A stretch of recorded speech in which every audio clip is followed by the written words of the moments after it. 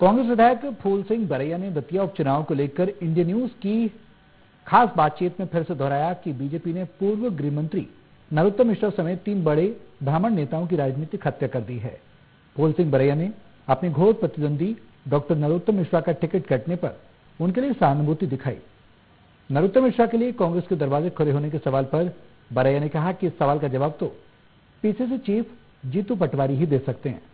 बरैया ने कहा कि बीजेपी प्रत्याशी आशुतोष तिवारी नरोत्तम मिश्रा के कद के आगे कुछ नहीं है।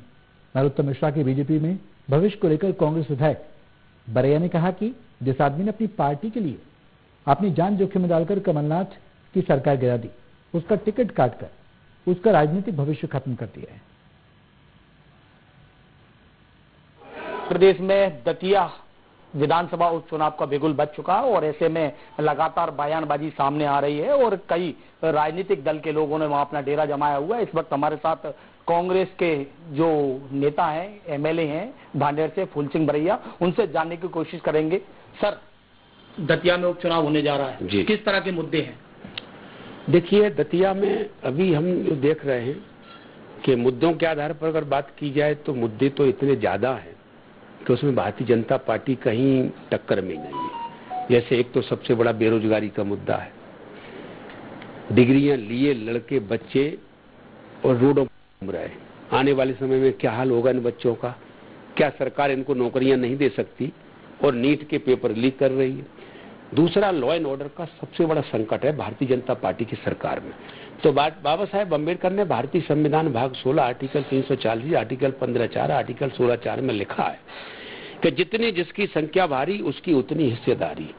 तो ये क्यों नहीं हो पा रही है? क्यों? बाबा साहेब अम्बेडकर ने कहा था कि संविधान कितना भी अच्छा हो, जिन हाथों में जाएगा वो हाथ अच्छे नहीं है तो संविधान भी अच्छा साबित नहीं होगा। लेकिन बरैया जी, इस तरह के मुद्दे तो पूरे चुनाव में नजर ही नहीं आ रहे। चुनाव में सिर्फ एक ही मुद्दा है, नरोत्तम जो मिश्रा है उनका टिकट काटा गया है, उनका मंच से रोना है, रोदान करना है, तो क्या कहेंगे? देखिए, वो एक अलग विषय है कि टिकट कटा है और टिकट भी ऐसे आदमी का कटा है जो आदमी भारतीय जनता पार्टी के लिए पूरी तरह से कुर्बानी के साथ समर्पित व्यक्ति था।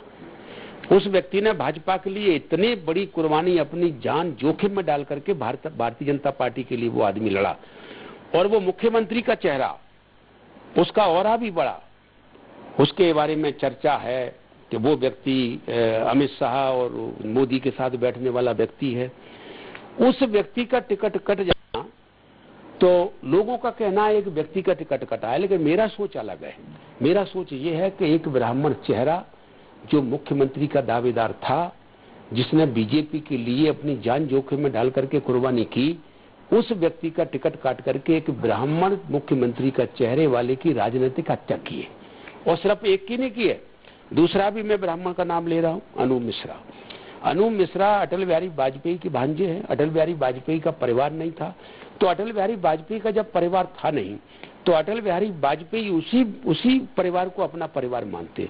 तो प्राइम मिनिस्टर के परिवार का व्यक्ति अगर चीफ मिनिस्टर का कोई दावा कर रहा है या सपना देख रहा है तो बुरी बात नहीं, क्योंकि कहीं तो मुख्यमंत्री, मंत्रियों के बेटे मुख्यमंत्री का सपना देखते हैं।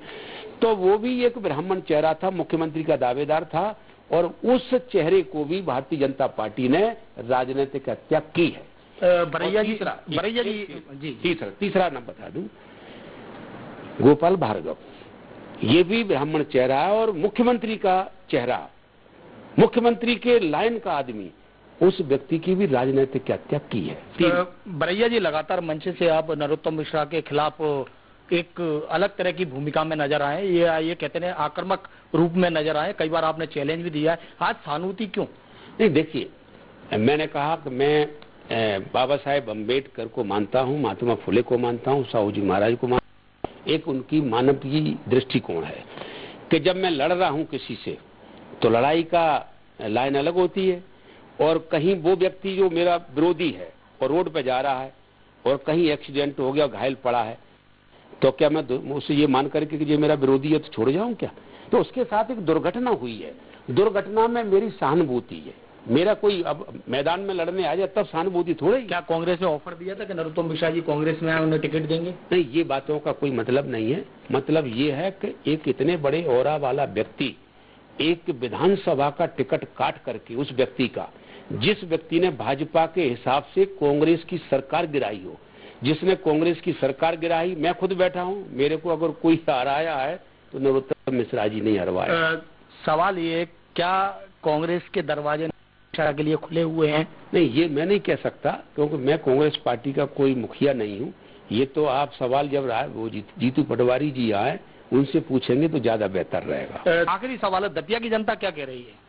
ये दतिया की जनता का तो मेरे को ऐसा लगता है कि अभी जो लोग सब जगह जो लोग हम जा रहे हैं, बात हो रही है सभी जगह, वो कहते हैं कि भारतीय जनता पार्टी को तो हमें जिताना नहीं है, हमको तो अब की बार कांग्रेस के घनश्याम सिंह जी नेक आदमी है, बढ़िया आदमी है, उनको जिताना है। फूल बरैया, इनका स्पष्ट तौर पर कहना है कि मध्य प्रदेश की राजनीति में डॉक्टर नरोत्तम मिश्रा का जो कद और पद था वो कहीं ना कहीं अब जा चुका है, यानी कि अब दादा बैकफुट पर बने हुए हैं। और फिलहाल अगर बात की जाए दतिया की, तो दतिया पे कांग्रेस की सीट की जो दावेदारी है वो पूर्व में जितने भी कांग्रेस के लीडर करते आए हैं, फूल सिंह बरैया ने की है कि कांग्रेस की सीट हम जरूर जीतेंगे और अच्छे मतों से जीतेंगे। कैमरामैन रवि के साथ संतोष सिंह, इंडिया न्यूज वाले।